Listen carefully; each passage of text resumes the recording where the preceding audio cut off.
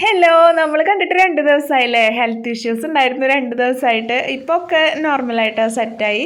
അപ്പോൾ അതേ ഒരു പേരയ്ക്ക് വീണ് കിടക്കുന്നുണ്ട്. ഈ ഒരു പരുവത്തിൽ വീണ് കഴിഞ്ഞാൽ അതിൽ നിറച്ച് പുഴ ഇരിക്കും കേട്ടോ. ഞാൻ ടെറസിൽ നിൽക്കുമ്പോഴേ കാണാൻ പറ്റുള്ളൂ പേരമരത്തിൽ എന്തെങ്കിലും പഴുത്ത് നിൽക്കുന്നുണ്ടോയെന്ന്. അങ്ങനെ അപ്പോൾ താഴെ വന്നിട്ട് പൊട്ടിക്കല പതിവ്. ഇതിനെ കണ്ടില്ലായിരുന്നു കേട്ടോ.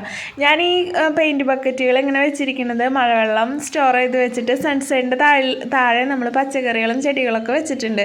അത് നനച്ചു കൊടുക്കാനാണ് കേട്ടോ. അപ്പോൾ ചാണകം ഇന്നലെ കുറച്ച് വെള്ളത്തിലിട്ട് വെച്ചായിരുന്നു. അപ്പോൾ അതിൽ നിറയെ വെള്ളം ഒഴിച്ചിട്ട് ഈ മഴവെള്ളം തന്നെയാണ് കേട്ടോ ഞാൻ എടുക്കാറ്. അപ്പോൾ അതിൽ ആ പെയിൻറ്റ് ബക്കറ്റ് നിറച്ച് വെള്ളം ഒഴിച്ച് കൊടുക്കാൻ പോകും. അപ്പോൾ ചാണകം നല്ല ഡൈല്യൂട്ടായിട്ട് കിട്ടില്ല നമുക്ക്. അപ്പോൾ അതാണ് കേട്ടോ ഈ കോവയ്ക്കും ചീരയ്ക്കൊക്കെ ഞാൻ ഒഴിച്ച് കൊടുക്കാറ്.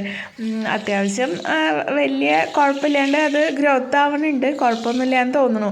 അപ്പോൾ മഴ തോർന്ന സമയം കൊണ്ട് ഇതൊക്കെയാണ് കേട്ടോ അടുക്കള പണികൾ കഴിഞ്ഞപ്പോൾ ഉള്ള പണികൾ.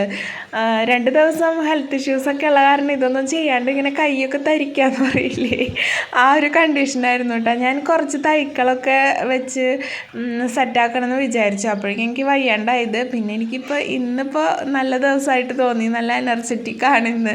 അപ്പോൾ കുറേ പണികൾ ഇന്ന് ചെയ്ത് തീർക്കാനുണ്ട് കേട്ടോ. ഒരു കാര്യം വിചാരിച്ചത് അപ്പോൾ തന്നെ ചെയ്ത് തീർക്കണം. ഈ മണ്ണിനോട് ഇത്ര പ്രേമമുള്ള കാരണമാണ് കേട്ടോ. അങ്ങനെ മണ്ണിൽ എന്തെങ്കിലും ഒരു തൈ ഒരു ദിവസമെങ്കിലും നടാണ്ട് ഭയങ്കര വിഷമമുള്ള ഒരാളാണ് ഞാൻ.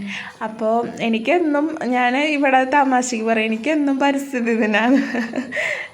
സാധാരണ പരിസ്ഥിതി ദിനത്തിന് ചെടികൾ വെക്കണ പോലെ എനിക്കെന്നും ഈ ചെടി വെപ്പും പച്ചക്കറി നടലൊക്കെയാണ് കേട്ടോ. അപ്പോൾ ഇത് വെണ്ടത്തൈ അന്ന് മണ്ണുത്തി പോയപ്പോൾ നമ്മൾ വാങ്ങിച്ചായിരുന്നല്ലോ, ഞാൻ കാണിച്ചു തന്നില്ലേ.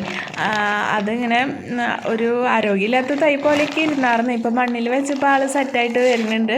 അപ്പോൾ ചാക്കിലെ അടിയിൽ പുല്ലൊക്കെ ഇങ്ങനെ നമ്മൾ പുല്ലൊക്കെ ഇപ്പോൾ മഴക്കാലത്ത് നിറച്ച് പുല്ലൊക്കെ വരുന്ന സമയമല്ലേ, ആ പുല്ല് ഞാൻ ചെത്തിയെടുത്തിട്ട് ഈ ചാക്കിലാക്കി നിറയ്ക്കും. കരിയേലി ഇട്ടിട്ടുണ്ട് കേട്ടോ. അതിന് മേലെ കുറച്ച് മണ്ണ് ഇതുപോലെ ഇട്ട് കൊടുത്തിട്ടാണ് ഈ തൈക്കളൊക്കെ വെച്ച് പിടിപ്പിക്കാറ്. ഇങ്ങനെ വെക്കുമ്പോൾ നമുക്ക് മണ്ണിൻ്റെ ആവശ്യം അധികമില്ല.